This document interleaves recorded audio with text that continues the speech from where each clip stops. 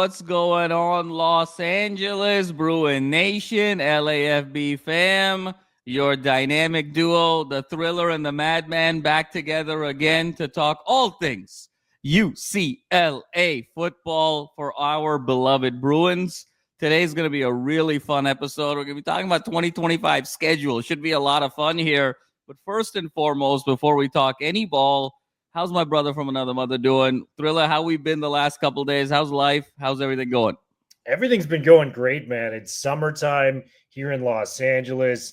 And, with Media Day kind of creeping up next week, football is going to be starting here in roughly 5 weeks from now, roughly. I mean, it is very exciting to kind of see the stems of the season kind of create itself for UCLA and the rest of the country as a whole, man. So we're got a fun episode ahead for the listeners. We're going to be talking about the UCLA schedule.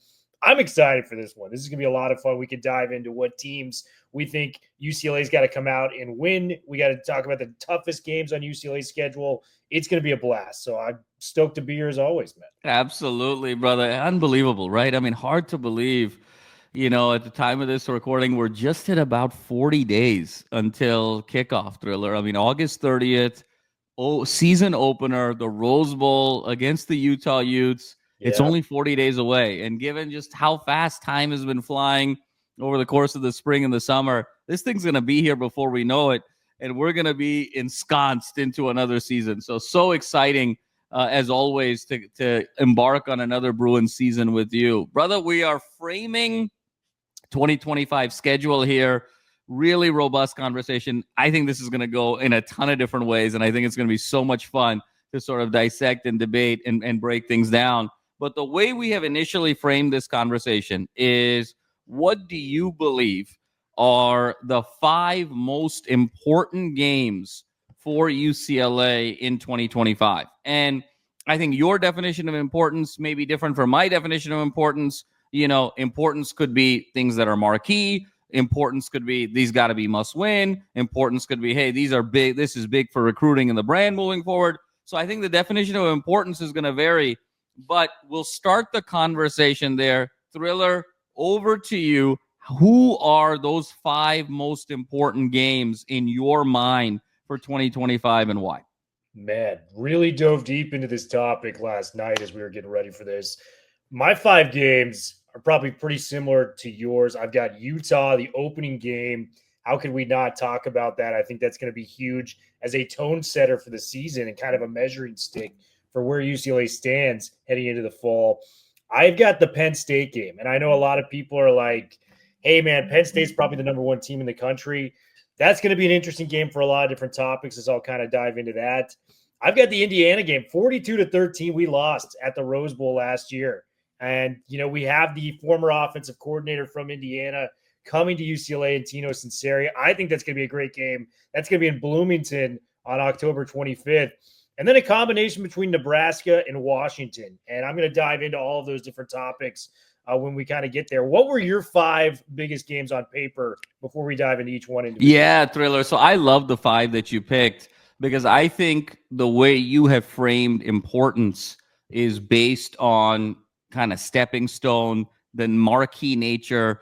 I would imagine, and we're going to dive into it, but Penn State feels like the ultimate barometer game in so many different ways, right? And then when you think about Indiana, that revenge factor, Tino Sinceri, just how much have we sort of closed that gap? When you talk about Washington, you're talking about the Jetfish factor as always in terms of that dynamic. So I love the 5 that you've picked, and I can't wait to get into it more. I took a slightly different approach in terms of how I define the 5 most important games. I define the 5 most important games as the games that will have the biggest swing to UCLA's schedule and record this year. And what I mean by that is when I look at the schedule, Thriller, I see 4 games that are very, very winnable. And then I see 3 games that are very much of a stretch. And so when you look at those 7 games, and I'll break down what those 7 are, I think law of averages sort of playing out, UCLA is going to be 4-3 in those 7 games. Again, they got 4 winnable games. They got 3 games that are probably going to be a loss. To me, it's going to be those 5 games in the middle that aren't these 7 that are going to swing UCLA season anywhere from 4 wins to 9 wins, because there's such swing games in my mind. There's such 50-50 games. So to me, Thriller, the way I sort of broke it down is at UNLV, home for New Mexico, at Northwestern, home for Maryland. Those 4 feel like wins, right? I mean, in terms of UNLV, UNM, non-Power 4 teams, they're up and coming. I think at UNLV could be an interesting atmosphere in Vegas, obviously. But, those are wins, especially where you're trying to go and the culture and the habits and the development that you're trying to establish. UNLV, UNM are wins. When you look at Northwestern and home for Maryland, both of those teams last year were 4-8. By the way, Justin Martin at Maryland we may be playing J Mart in that game. Exactly, playing J Mart in that game. But J Mart well. Presumably in terms of having been the development, those got to be wins too, in my mind. So you're sitting there with 2 non-Power 4 teams and 2 4-8 sort of teams at the bottom of the Big Ten. Those 4 to me got to be wins. And then on the flip side, Thriller, you got 3 games that I'm excited to sort of delve into it from a barometer standpoint, but it would be hard for me to sit here, as much as you and I love UCLA, to say we're going to win these 3 games. And you know where I'm going with this. Home for Penn State, at Ohio State, and at Indiana. To me, that just feels like that's a stretch. You're talking about the defending national champions in the horseshoe. You're talking about the team that many people believe may dethrone the defending national champions in the Big Ten and perhaps even beyond in Penn State. And then you're talking about an Indiana team that went to the college football playoff and playing them in Bloomington with a reloaded unit and Kirk Cignetti still being there. So to me, those 3 feel like where that's a bit too far of a stretch as a loss. And so you got these 4 wins, you got these 3 losses. And so to me, Thriller, the 5 most important games are those 5 games in between. It's home for Utah, and we'll divide it and discuss that. At Michigan State, home for Nebraska, home for Washington, at USC. To me, those to me are the 5 most important games, because that to me is where the swing in the schedule can take place and are the most 50-50 games in my mind. Your thoughts there? Yeah, no, I loved everything you said, man. And I think we should probably just start by diving into Utah. The opening game under the lights. It's going to be a primetime game on Fox, the debut of Nico Iamaleava for UCLA. We've been waiting for it. It's going to be a game that I think a lot of people are just going to – it's the classic sleeper Utah team. Like, you can never count this team out with Kyle Whittingham at the helm there. They're the West Coast Iowa, man. That's what they are. They're 8-9 wins. You know what the floor is. They had a rough year last year, but they go and get this quarterback, Devin Dampierre, that I think was considering UCLA coming from New Mexico. He actually brought his offensive coordinator, Jason Beck, to come with him from New Mexico. They ranked 4th in total offense last year. Utah, on the other hand, ranked 115th in total offense. They had the great defenses they normally have. It's going to be a matchup, man, because what Dampierre is pretty average at is throwing the football, 12 touchdowns, 12 interceptions. But where he is exceptional at is running the football, 1,166 yards on the ground and 19 touchdowns, Madman. This dude ran for 19 touchdowns at the quarterback position last year. So 31 total touchdowns. This is going to be I feel like a classic, like, gunslinging game between Nico and what Dampierre can do on the ground. And, it's going to come down to, can UCLA force those turnovers against Dampierre in these types of plays? I mean, and if you get off on this start, Madman, you win the opening game against Utah, you get that momentum. Let's take a look at the schedule here, as I'm just going to pull this up real quick. Well, Thrill, let me ask you this real quickly. Yeah. You think Dampierre beats out Isaac Wilson? I do 100%. Given that the offensive coordinator transferred from New Mexico as well, given that they were 115th in total offense with Isaac Wilson last year. So I would say yes, and he just offers more upside with the dual threat ability than Isaac Wilson does. Yeah, no, makes sense. And that, to your point, Thriller, I mean, that's where the matchup, it's sort of the rubber meets the road, right? You got the running quarterback in Dampierre, and that where this team is going to be tested immediately with the loss of the fearsome foursome, right? And so now everything in terms of the replacements, Nico de Villiers, it's going to be trial by fire. You got Gary Smith, You got Keanu Williams. All of these guys now are going to be tested immediately in that first game. So that's what I think to me makes it so dynamite. So completely agree with you there. Yeah, man. And then you look at the following weeks. I mean, if you could beat Utah week 1, you got UNLV, Dan Mullins there, former Mississippi State coach, former, Tim Tebow offensive coordinator at Florida, famously under Urban Meyer. He's got that program kind of on the upswing a little bit, but, I think they're still very beatable in year 1 with Dan Mullen. You got New Mexico the following week that lost that OC and their quarterback. And then you got Northwestern and David Braun, great coach at Northwestern. I don't know if they have enough in the fire this year to kind of get back to where they were a couple of years ago as the surprise team in the Big Ten. So you could hypothetically, Madman, be sitting at 4-0 heading into that Penn State game.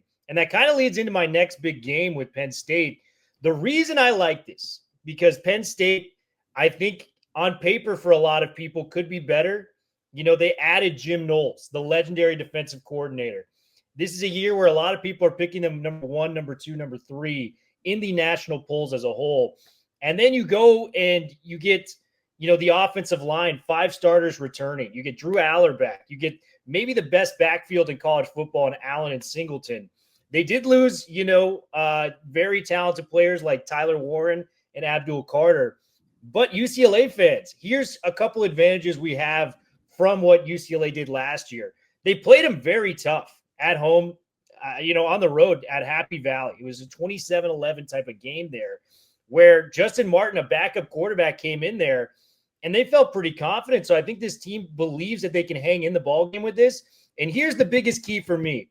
If we are 4-0 rolling with momentum into this game, Penn State the week before plays Oregon, September 27th. If they beat Oregon and they're riding high, this has the ingredients for the classic trap game in college football. And it's on the road. It's going to be at home for UCLA. They don't have to go back to Happy Valley. And I think one of the biggest swings, I mean, you talked about the Ohio States and the Penn States. What's the one position group that can swing these games when it's like a team that is highly undermatched compared to the other team? It's the quarterback position. We got Nico Iamaleava here now, the number 1 in the portal. What if Nico comes out there and plays to the level of that 5-star status we've kind of predicted him to be? There's a chance there, man. And like I said, Jim Knowles is there for sure, but you lost 2 top 15 picks in the NFL draft last year in Abdul Carter and Warren. I give them a shot here. What do you think about that? No, Thriller, I totally sort of agree with you in terms of that breakdown. There's a couple of things to this game. One is, I think the key is going to be, how does this UCLA defensive line match up against that Penn State veteran, experienced, sort of all-American peppered offensive line with that 2-headed monster at running back? That's going to be the key. If UCLA can stay close in that matchup, that sort of opens up the aperture for them to be able to pull off a potential gigantic upset in that sense. I love the element, Will, that you brought up of that classic trap game. You play this marquee game against Oregon. You're going to be up for Oregon, for Penn State, because let's not forget, Penn State lost that Big Ten championship game to Oregon last year. Revenge is going to be on their mind. Aller throws that late interception in the fourth quarter when Penn State was driving and coming back. That has been eating at him over the course of the offseason. A couple things have been eating at him at the offseason, but that's got to be at the top of the list. So that Penn State's going to be super focused that week before, and it's just so hard in college football, Will, when you're dealing with 18 to 22-year-old kids to maintain that same level of intensity 2 weeks in a row. So you expect Penn State to kind of come down emotionally a little bit, and that's when you can jump them. So I think if that defensive line can be close in terms of that matchup to the offensive line, you have something there. And here's the other thing that's sort of in UCLA's favor, Will. Penn State, for as decorated as they are and as much preseason love as they've been getting and as much success as they've had last year, I still believe there's questions about Drew Aller to be able to go away from the friendly confines of Happy Valley and really put a whole game together. You saw it in that Notre Dame game in the college football playoff. You've seen it in other elements. Look, SC had them down 14 at the half last year. That was an overtime game that went all the way by a game-winning field goal. He was very shaky the first 2.5 quarters of that game. So when you can put Aller in a situation, that Wisconsin game on the road comes to mind as well, Will, where they had to sort of grind it out there late in the third, early in the fourth. That was sort of a nip-tough game. So Aller still has to prove that he can be elite on the road. And until he does that, there are going to be the shaky questions about him. And now if you take Tyler Warren, his ultimate favorite target, away, because the one thing that was deficient with Penn State last year is they didn't really have the wide receiver development, Will, that I think they were hoping for. And so you've got kind of still an unproven group at wide receiver. You've got a quarterback that hasn't really proven that he can win on the road. You're taking away their primary offensive weapon from a vertical pass game perspective. There's a shot there. They're coming down emotionally. All the ingredients for an upset. The key is just going to have to be, can this patchwork, re-architected defensive line just hold their own, against this offensive line? Because the last thing you want is, even if Aller doesn't have his fastball, if they can just turn around and run the ball 40 times at 6, 7, 8 yards a pop, it's going to be very difficult. So that's going to be the chess game. I love everything you said. Yeah, man. That's going to be a game where Chisholm and Vaughns are going to have to really step up. Yes, absolutely. It has the classic, recipe for this offensive line is so gifted and talented. It could be 5 yards before anyone touches the type of player, given what the defensive line and the lack of experience they have. So that's going to be a game that is going to be a lot of fun, man. And if you beat Utah, you go into that game 4-0. So I have that game tabbed as a big one for UCLA, man. No question about it. No question about it. And I mean, my goodness, Will, if they come in 4-0, and let's imagine Penn State's also already going to be ranked in the preseason very, very high, and they knock off Oregon. I mean, is that a situation where, does game day come to the Rose Bowl? I mean, you got to sort of believe a 4-0 UCLA team against potentially the number 1 team in the country in the rankings at that point. Like, if Penn State, given how high they're going to be ranked, if they knock off Oregon the week before, hard to imagine they won't be number 1 or certainly in the top 3. If UCLA makes their way to 4-0 with a nice win against Utah, got to believe UCLA early in the season, probably a 20-ish type of ranking, number 1 versus number 20 in the Rose Bowl. That's got all the makings for game day there, Will. So absolutely love how appetizing that matchup is. So got through Utah, got through Penn State, and now, Thriller, you're saying the next one is Nebraska, I believe. No, I got Indiana. Indiana. Last year, Indiana 42-13 drubbing at the Rose Bowl. We came on and we thought the sky was falling, given how we expected Indiana to be as a football program. This was before the Curt Cignetti renaissance and what we saw from him. And this guy is one of the most talented coaches, pound for pound, in football, period, at the pro and the college level. His career record's 130-37. So this guy brings a lot to the table. It's crazy to say this. Curtis Rourke, you could have made the argument, was the most efficient and maybe best quarterback in the Big Ten last year, and they may have gotten better at the position, which is just a crazy statement. This kid, Fernando Mendoza, talk about a rise. I looked up his recruiting profile. I've heard Nate Tice talk about this guy might be the number 1 pick in the NFL draft. I'm going, where was this guy recruited? This guy was a 3-star recruit, 1 Power 5 offer from Cal, and you just look at the tape that this kid possesses. It's actually mind-blowing how fast he can throw the ball and just the accuracy he possesses with that zip. So you get him into a situation where Cignetti is proven to be kind of a quarterback whisperer in his own words with his offense he's got going on there. And you return one of the best receivers in the Big Ten too, in Elijah Surratt.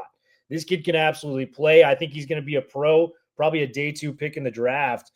And you get them back at Bloomington. But I think the big reason for this pick is you were embarrassed last year at home. 42-13, it was a drubbing. I want to see this as somebody that covers UCLA. How do you respond to getting out there? Like, if we're really as good as we think we can be, where we can get 7 to 8 wins in the regular season, maybe it's not a win, but maybe it's closer than we expect it to be, given what Indiana is. And if it is closer than we expect it to be, this team proves it's got a chance to be one of the best teams we've had in the last 4 to 5 years within the program. So a lot going on there, but what do you think about the Indiana comment? It's so delicious, Will, and you've set it up so well. I want to double click on what you said. I'm so happy you brought it up about Mendoza.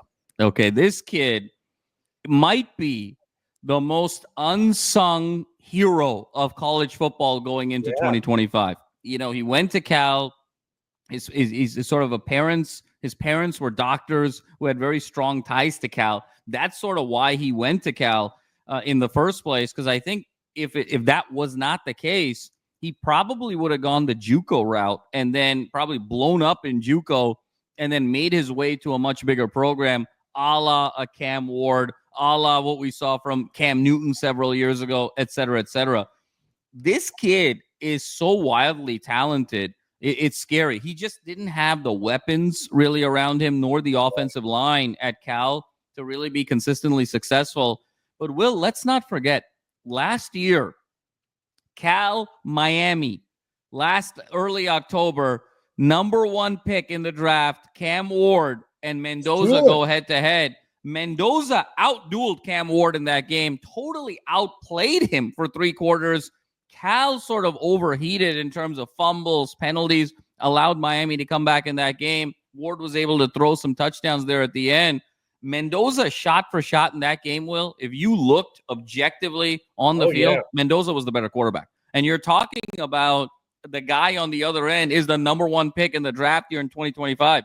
So Mendoza has all the makings to be a lottery pick in 2026, if not all the way number 1. I know it's crazy to sound, but think about where Cam Ward was in 2024 at Washington State. And in 1 year, the jump that he was able to make, Mendoza has all the ingredients to make that same jump this particular year. So we are going to have our hands full with Mendoza. Will, I think it's actually going to be the hardest game on the schedule from an opposing quarterback perspective. Because if you look at Ohio State, Julian Slayan, we talk about Drew Aller, I still have questions like we talked about it with Aller on the road. I think Mendoza is actually going to be the toughest challenge.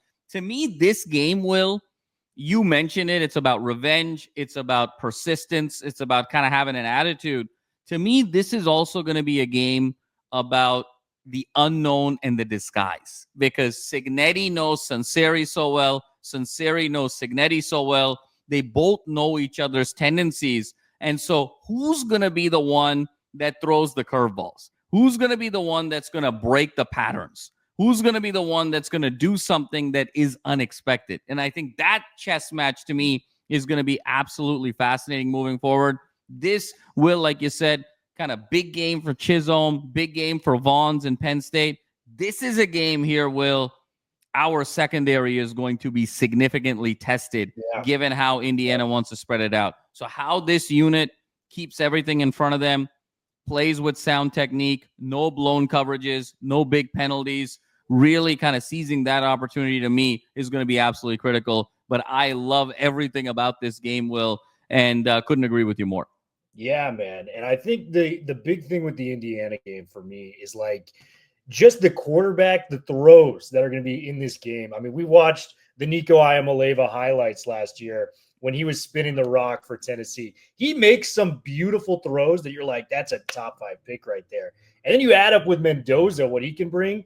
Just the quarterbacking on that day is just so A1. It's going to be so much fun to watch as a fan of football. And Will, the last thing I'll add about this game is where the counterpunch may come in this sort of Mendoza-Iamaleava battle is this could be a Justin Berger game.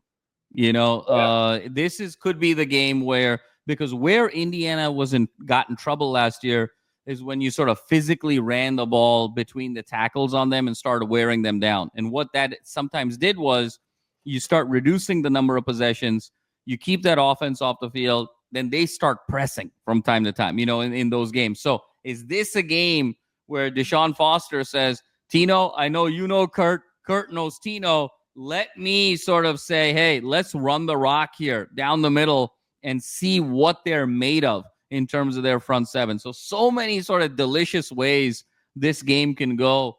Can't wait for it. Cannot wait, dude. And then just the last two I've got, it's Washington and Nebraska. They're kind of tied into one unit. And here's where it goes for UCLA's schedule. You've got the first 4 games we've talked about, Utah, UNLV, New Mexico, Northwestern. You had the Penn State game. You got Michigan State. You got Maryland after that, which I think are 2 winnable games. So you on paper could have about 6 wins going into that Indiana game if you're playing your cards right. Those last 5 games are kind of a murderer's row. And if you want to reach the ceiling that this team can reach, we were talking about Indiana, you got Nebraska at home, then you go to Ohio State. And, I'm optimistic as a UCLA fan. We talked about the top. I don't foresee us going to the horseshoe and winning against the defending national champions. And then you got Washington and then USC to obviously close it out. I like these two matchups because I think Nebraska, despite us beating them last year at home, I think they're going to be a lot better of a football team coming into this year. Dylan Raiola is going to have another year under his belt. And this kid was the top quarterback recruit in the country the prior year. A lot of talent coming back. They just got former 5-star transfer from Missouri coming in, Ewan Nori. He is a baller off the edge, 6'6", 275 pounds. They've rebuilt the defensive line. And what I like about coupling Nebraska with Washington is Matt Rule and Jed Fish are culture changers. Yep. When you look at what Matt Rule inherited at a Temple or what he inherited when he went to Baylor, 2-1 win teams. In 2 years, he got them to 10-win teams, each of those programs. He started off in Nebraska. They hadn't made a bowl game in 6 years coming to last year. They actually made their first bowl game, so trajectory's coming.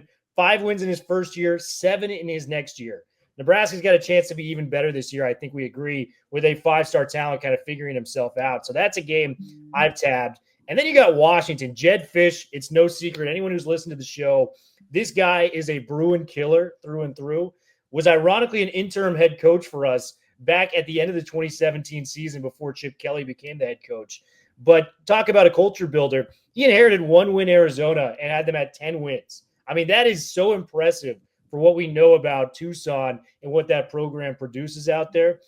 They've got arguably the best quarterback, running back potential. Yes. Them in the conference. Damon Williams looks like a star. And I'm a big fan of those guys that carry over from the bowl game into the next year. 376 yards, 4 touchdowns, and interception against Louisville in the bowl game. Looks like Kyler Murray Jr. Totally running the football. And then you got Jonah Coleman, who, like, outside of Singleton and Allen, I think he's got a chance to be one of the best running backs within the conference itself, because you have to understand Allen and Singleton are going to take carries away from each other as good as they are. Coleman might be like Big Ten all first team running back. Like, that's a real case that he could be there. So you got those powerful offenses and those coaches. And what I like about these games is you got them both at home. So you got Nebraska at home, you got Washington at home. If you could take care of business in both of these games, or at least win 2 of your last 5, we could be sitting at that preseason projection of 7-8 wins going into a bowl game. And then after that, I mean, the wheels are coming off for everybody else, and UCLA is going to be back in that scenario. So talk to me about what you think about those two. I love it, Will. Absolutely. And Nebraska and Washington is where, so Utah, Nebraska, Washington is where you and I are similar, right? And I think you laid it out so beautifully. I'll start with Washington because I think what makes this game so dynamite is they're young at some key positions, obviously with Williams at quarterback. I think, the retooling of the receivers, they're young on defense, but man, oh man, does Williams look like Kyler Murray 2.0. Holy cow. I mean, we saw a taste of it last year in Seattle, Will, and after a full kind of 12 months of development, he is going to test our edges and the horizontal speed of this defense really in a way that could perhaps be unmatched over the course of the 2025 season. And I think what makes this matchup so unique and so challenging is that it's a thunder and lightning, right? With Williams, he's going to sort of, on these QB keepers, extending these plays, he's really going to stretch you horizontally. And then Coleman is your big thumper on the inside. Oh, yeah. And so you have to be ready for that combination. Very few teams sort of have a 1-2 combination that's true thunder and lightning. And we think of thunder and lightning as 2 running backs. In the case of Washington here, it's quarterback and running back, to your point, Will. And then when you just sort of add the Jed Fish element, every time Jed Fish plays UCLA, it feels personal. I mean, it's like The Last Dance when MJ's sitting there with his cigar and his whiskey, and he's just like, and I took it personally, and it just feels that way with Jed Fish. So he's always going to be up for that game. He's always going to want to prove a point in that game. So that's going to be very compelling moving forward. And then I love your point about Nebraska. Rule, there's no question about it. This guy is a program builder. Yeah. Year 2 is that jump, to your point, both for him as well as for Raiola. Raiola, for all of how decorated he was, he looked confused at times last season. Like an 18-year-old, right? He was an 18-year-old. And I think what really confused him in that UCLA game, remember, that was the big game for Medrano, and he had that pick six. And the linebackers, he just didn't know what was going on. Femi and Medrano really confused him in terms of just how Femi on the edge and being able to sort of get to him so quickly, and Medrano with the disguises and going side to side. He didn't know when to go over the top. He didn't know when to check down. They were always very, very uncertain. But the crazy part of that game, Will, last year, if you recall, is as much as UCLA sort of dominated, it still came down to the end there. There was the big interception at the end of that game to secure that win on the road. You got to believe Raiola is going to be able to make a step here. And without Medrano, without Femi, are you going to be able to have that dynamism with Chisholm and with others to be able to keep confusing him? And we're going to see his evolution. So I love those two games in a very significant way, Will. And I think you're spot on. Look, Utah, Nebraska, Washington is where we're similar. You love Penn State and Indiana for the emotional, the marquee games. And I'll just say, which I totally agree with, what I really like is I like the Michigan State game and the SC game as being important games as well. Michigan State for me, Will, we talk about Jetfish, is Jonathan Smith. He was the other one that we could have gotten. And I think it's going to be really fascinating to see what he does in terms of being able to grow this program. Aiden Childs is there. He's got a veteran, quarterback. It's early in his tenure, but East Lansing is always a difficult place to play. They always have physical bodies on the offensive and defensive lines. And in this conference, Will, it's always going to be close games. It's always going to come down to special teams and turnovers late. UCLA has to grow up and really win a marquee game on the road. That's why, to me, this is going to be a very significant game because it's right there in that 50-50. And then you got the big one at the end in terms of the crosstown rivalry with SC. I think so much at stake here.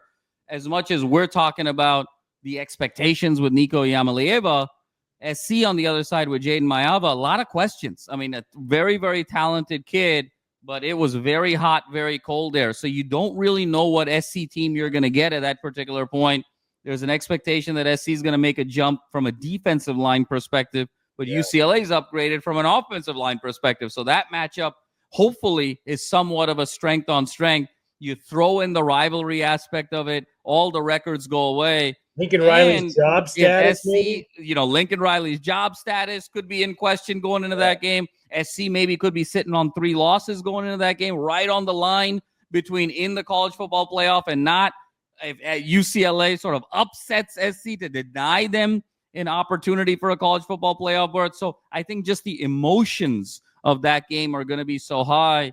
And because I think from a talent standpoint, the gap is much closer than many realize, to me, I really like that Michigan State game and the SC game as well, given how much it can swing things. And like we talked about, Will, I think the floor here is 4 wins. I think the ceiling here is 9. And to me, it's these 5 swing games. You go 5-0, you get to 9. You go 3-2, you're at 7. To me, it's really going to come down to those swing games to determine success. Your thoughts there? Yeah, Michigan State being in East Lansing, that just presents a tough matchup for UCLA. And we don't get a week off, really, with these quarterbacks in conference. I mean, Aiden Childs is like one of the last names we're mentioning. It was one of the best dual-threat quarterbacks in the entire country last year. He needs to work on his passing a little bit more, but look at what Jonathan Smith did with DJU compared to what he did at Florida State.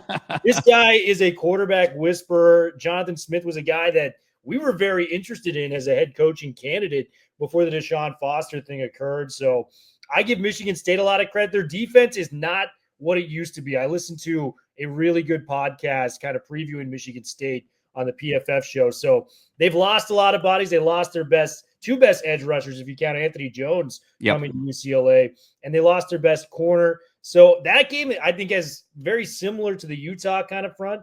I think that game will probably be a shootout between Aiden Childs and Nico, given our concerns with that front 7 and lack of a pass rush, especially if you got a guy that can move like Childs and extend on those 3rd and longs and make plays. So that's going to be a big one. And then the USC game, I mean, come on. What else do we need to talk about with this one? This is like the greatest rivalry on the West Coast. And there's so many storylines going into this year. Iamaleava, them kind of sticking with Jaden Iamaleava, given all the uncertainty around the program right now. And yes, they're killing it in recruiting, but can Lincoln Riley even make it to see the fruits of his labor in that 26 class come out recruiting? I do think they've got a very elite wide receiver duo. No question. In Lane. I think that's going to be one of their strengths. We have 13 new guys in the secondary, though, so we just got to line them up and make plays in that front. But yes, it's going to be back at the Coliseum. I would kill to see our boy Nico signing autographs like Dorian Thompson-Robinson was doing in a drubbing. So let me see that coming soon because, man, it's going to be a lot of fun. Madman, I mean, we're going to be watching nonstop football in huge marquee matchups at that for the last 7-8 weeks of the season. It's like this is a breath of fresh air. Football season's already great, but when you got these type of matchups for UCLA, your Big Red Nebraska, we're going to be going to the freaking Horseshoe next year. I can't remember the last time we played them. I think it was 2001, but dude, it's going to be amazing. And just the season we have and the optimism this team presents itself right now is a breath of fresh air, man. No question about it, Will. And given the optimism going into the season and the fact that it just feels like the whole second, half, and I would say the latter 2/3 of the season, that final 8 games, it just feels like it's a 50-50 game with the exception of maybe at Ohio State, and a couple others. But it just feels like it's either a marquee game or it's a 50-50 game or it's against a huge fan base or sort of a historic program. So week over week, seeing UCLA, I think, on national TV against really big brands, it's going to be such a platform and a showcase for what DeShaun is trying to build here, both on the field as well as in terms of recruiting and the talent pipeline moving forward. So, Will, I think the moral of the story here for our fans is buckle up because there's very few, there might be a few gimmies there at the beginning of the year, and then everything else is going to be sort of a tooth and nail battle. And that's the beauty of college football here, the ebbs and the flows. This has all the makings to be one of the most exciting UCLA football seasons in recent memory, given the momentum, given Nico Iamaleava, given the schedule, given now the presence in the Big Ten year two. I think it's just so much to be excited about, and we just can't wait to break it all down day after day and week after week, Thriller. This has been so much fun. Folks, we're going to get back on here really soon, talk about a number of other things leading into 2025. But guys, football is only 40 days away. Pack that Rose Bowl with the Utes. Let's be loud. Let's be proud. Let's set a new tone and a direction for this program and really protect the home turf in the Rose Bowl. Folks, have a wonderful weekend. Enjoy the city. Be safe. Enjoy yourselves. And as always, fours up forever.